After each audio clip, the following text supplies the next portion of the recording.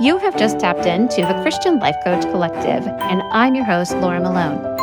I'm here to equip and encourage coaches in skills, business, personal life, and faith. I believe you're already 100% worthy and capable, and you're called for such a time as this. So let's get you walking it out with courage and confidence so you can be an amazing coach who sees transformation and great results in both your life and the lives around you. Let's get started. I don't know about you, but I've really been loving this series of myth busting. And today I want to talk to you about niche work and how niching down is one of those things that coaches really believe. I think at the beginning, more so, that if they narrow down the kind of people, the type of problems, the solutions they offer to a smaller group of people, they believe they're really limiting their opportunities and able to help fewer people, not more. So that really seems logical. If you market yourself as available to everybody, then you think you're going to get more clients, right? But the reality is that trying to serve everyone often means serving no one effectively. So a broad, more general coaching message gets lost in the noise because it doesn't really resonate with any one particular audience. So let's talk about how choosing a niche really just equals defining your specialty as a coach. It's a specific area or a problem that you solve in your coaching, and it's like what you do and who you serve at a broad level. So you think of it kind of like the category or the field of coaching that you are focused on. Some examples could be career coaching, where you help professionals navigate career growth or transitions, maybe leadership coaching, maybe you help executives or entrepreneurs or moms become better leaders right where they are. There's health and wellness coaching, and you can support clients in fitness, nutrition, like um, their mindset around a healthy lifestyle, things like that. There's relationship coaching of all kinds, helping people improve their marriages, their communication, their friendships, their dating, etc. Um, Mindset coaching, huge. It's like a fantastic niche, right? But that's just helping clients overcome their limiting beliefs and trade their lies in for truth and deal with like their self confidence issues, things like that. That's all that is really just dialing in as a coach. What do I guide people into? What kind of results do I help them create? What kind of growth do I help them attain? So it's different than defining an ideal client, which we're going to talk about in the next episode. But instead, your niche is like the industry you work in. So it gives you clarity on what you specialize in. So that makes you, well, it just makes it easier to position yourself as like a go-to for people who want that kind of growth and to attain those results specifically, right? One of the biggest reasons coaches resist niching down is basically just fear, scarcity. It feels safer to stay broad scope. And they think, well, what if I exclude potential clients? Everybody needs to hear what I have to say. Everybody needs this kind of guidance. What if I choose the wrong niche? But the truth is, specialization is really the key to attracting more of the right clients, the ones who really need and value what you offer. As the coach that you are, the way that you coach, and the kinds of results you are capable of helping them get. Here's the truth: you and I are not capable of coaching everyone effectively. There are a lot of people who I am not the right coach for. There's a lot of people who don't need the kind of coaching I offer. They don't want my personality and the way I show up as a coach. They are not interested in what comes out of me in content and during a session. I'm the wrong person for them. There's a lot of coaches out there that are wrong coaches for me. There's a lot of clients that are the wrong clients for me. All of that is okay. It's nothing is wrong with that. It's not a great fit. So having a niche actually helps you message and clarify for people what a good fit really looks like when it comes to you, your coaching, and your business. And this is okay. It's actually a good thing to know that. So when somebody's looking for help, they don't go searching for a generalist. They are looking for a specialist who understands their specific needs. I've seen it play out with new coaches who try to kind of market themselves or at least think of themselves as a life coach for anyone who needs help. There's like, I can help anybody. I just shouldn't be working with everybody. You and your skills and your coaching probably could help anybody to some degree, but in the long run, it doesn't make them the right person to work with you. So you can struggle to get traction because your messaging around like my life coaching is for anybody who needs help, that it's a little too vague. So then clients, potentially those clients, aren't going to know if they're the right fit for you. And you're going to get lost among all of the other general life coaches out there. There's a lot of options. It is not a saturated market. I don't care what anybody tells you, but there are a lot of people out there who are not dialing in a niche and speaking specifically to specific kind of like results and growth. When a coach defines a clear niche, whether it's helping somebody who's changing a career, supporting somebody as they step into leadership, or guiding a new mom through these transitions she's going to experience in life, you will suddenly stand out. Like people will see you as the go to expert in that space, making it easier to attract the right clients who actually need what you offer. Like you are literally listening to this episode and have gotten this far because I've dialed in who I work with so that it helps me use language that you would be interested in so that my show notes and my podcast titles and my blog content and all of that speaks to you and the problems that you want to solve and the results that you want to get. So over the years, I've gone from general life coaching in the beginning to coaching women and life coaches specifically. And then I've dialed that even further in by coaching women who want to be great leaders in their personal lives and in the world around them, as well as coaching life coaches in business and mindset. Because in my business, I have two divisions at this point in time. I have Called to Coach, where I work with life coaches of all kinds in business and their mindset. And then I work in the other division is Called to Rise. And that's where I speak to women about leadership and faith and identity, purpose, and belonging. And well, I'll just throw that out there right now that I'm starting a new podcast. I'll have a second one called Story Makers, and it is specifically for women who want to grow in their identity and know who they really are, what they're really made to do, where they fit, and how to lead themselves well, all from a foundation of faith in God. So you can look for that and it'll be out everywhere.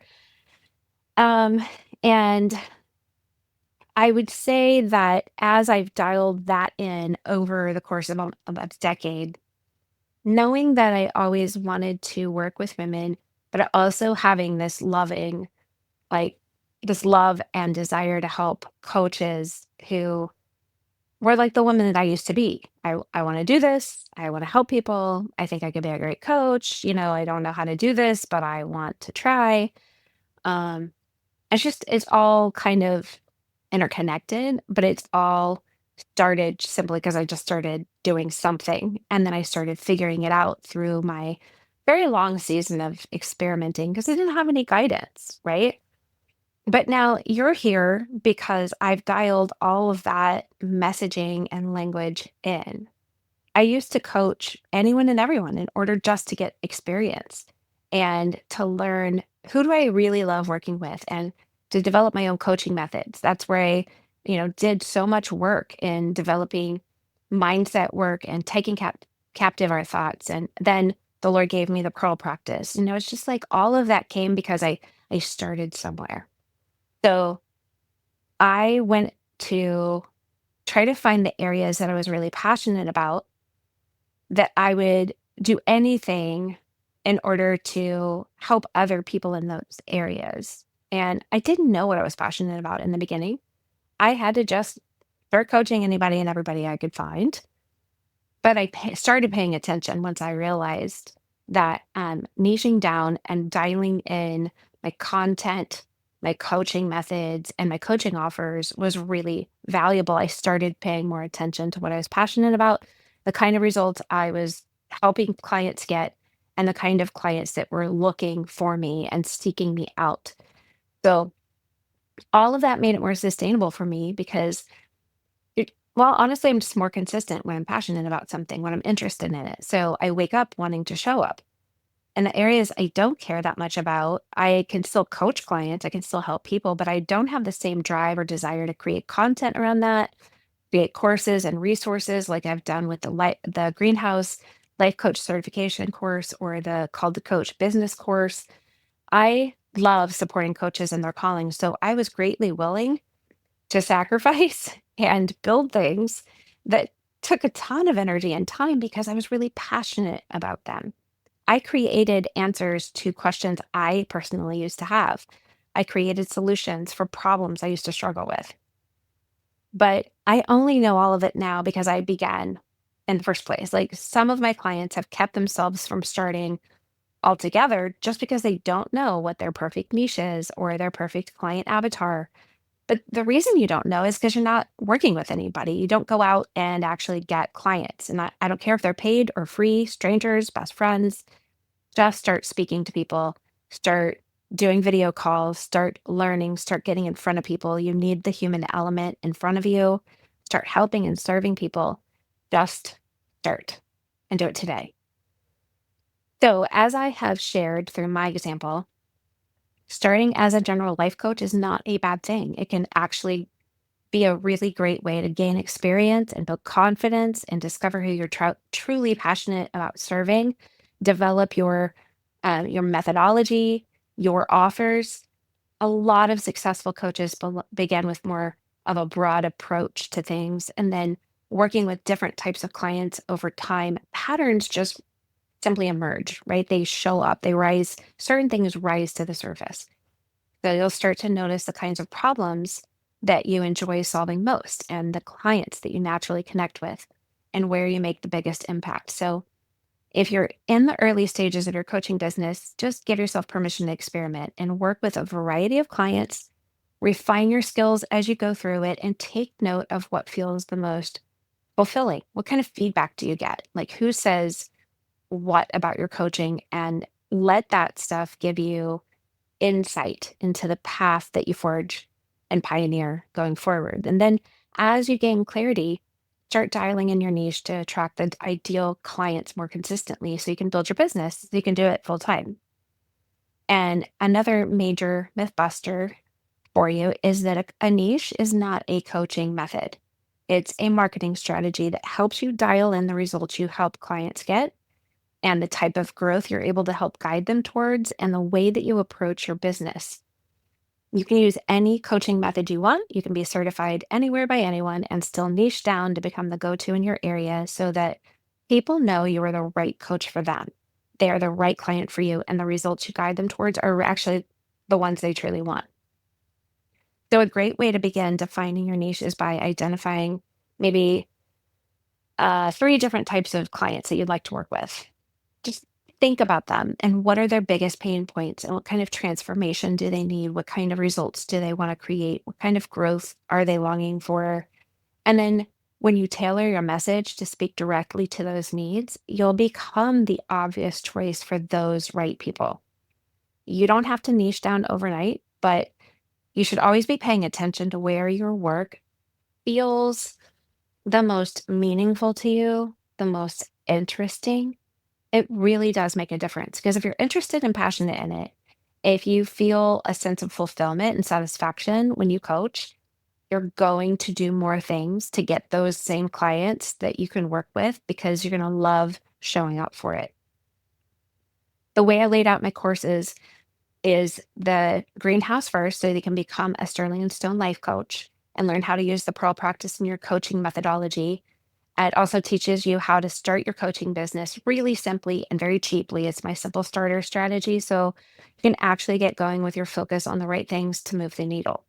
Then, after you've done general life coaching, using the Pearl practice, developing your own coaching style, you take the niche clarity course. It's a much shorter course and it helps you identify your personal passions and callings so you can figure out who are the people that need what you carry naturally. What's already within you? How do you stir that up and put it into a framework of a coaching offer? And because you have to do a lot of coaching sessions to become a Sterling and Casone coach, you've already done some work in coaching. You know more about how you coach and who you want to coach. And then with the knowledge you have about your niche at to any degree, you can dive into the Call to Coach course where you learn the Sokoka system and how to grow your business and get it out there in the world so you can get clients. The reason for all of these courses that I built stems from the fact that I had no process to follow or model to show me how to start and grow my business all the way through. So when I began coaching, there were not any resources to be found that I could find that were faith based, approachable, and affordable for my stage of life. And not just courses like that, but like I need something to not just to tell me how to coach, but how to become a business owner and actually build a business that could pay me so that I could do more coaching, not less. And a lot of times our passion is identified in the areas where we've found our own, like a of something in our own lives or a deficit. And then we figure out how to like fulfill that or overcome it. And then that causes us to be interested in investing in others because we know how it feels to not have that thing. So we think, you know, you can just sit back and say, how have I overcome something? What have I figured out? How have I created results that I could help develop a coaching offer or a methodology or something that I can help other people attain? Another powerful example of why niching works is like the medical field.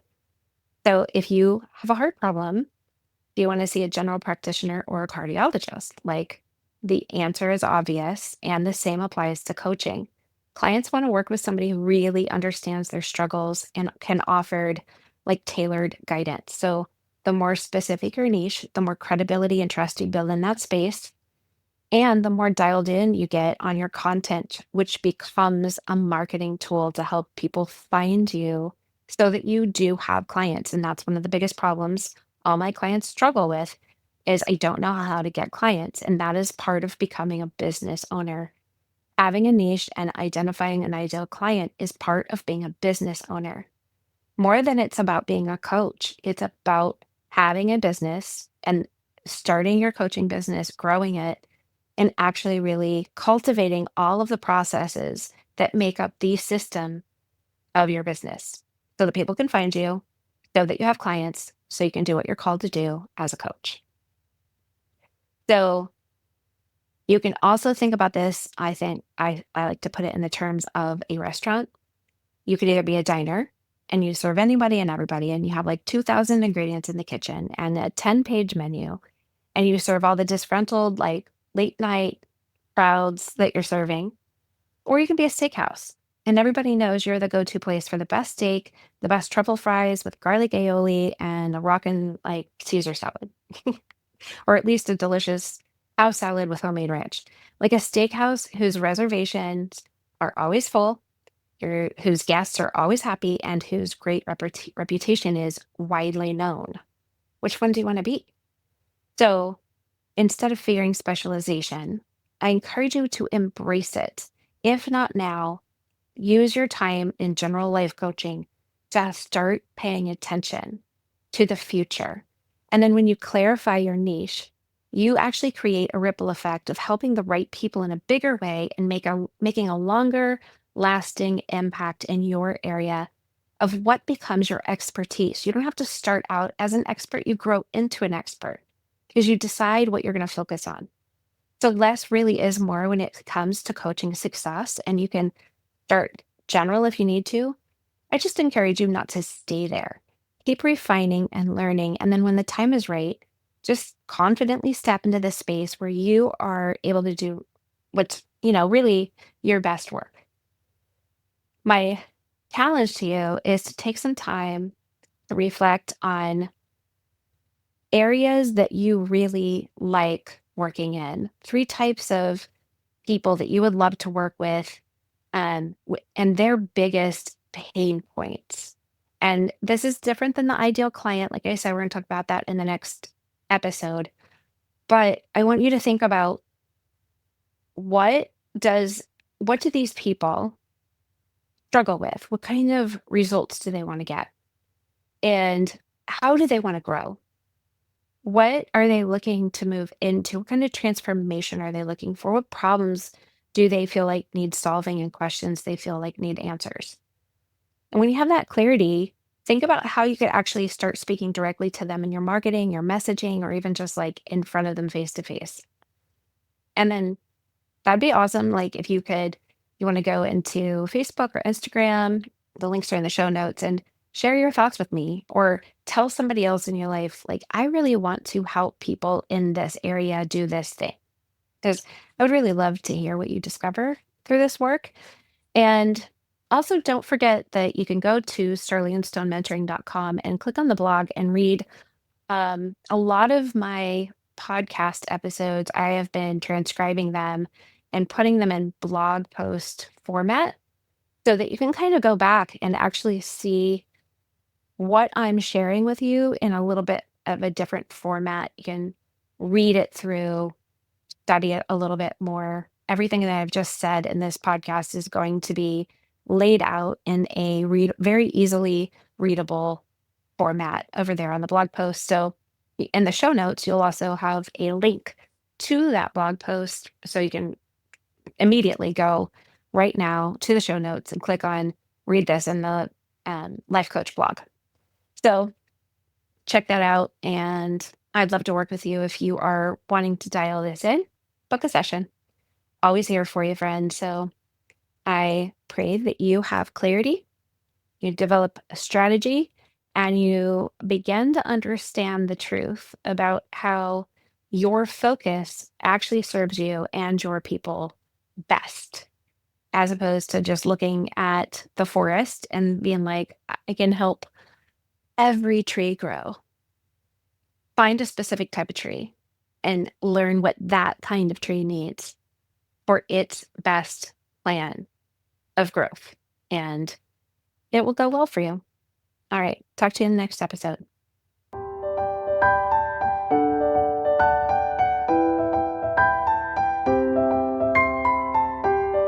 Thanks for listening. For more coaching resources and to learn how to work with me, head to sterlingandstonementoring.com or click the link in the show notes. Remember, walk boldly in your calling, and I'll talk to you next time.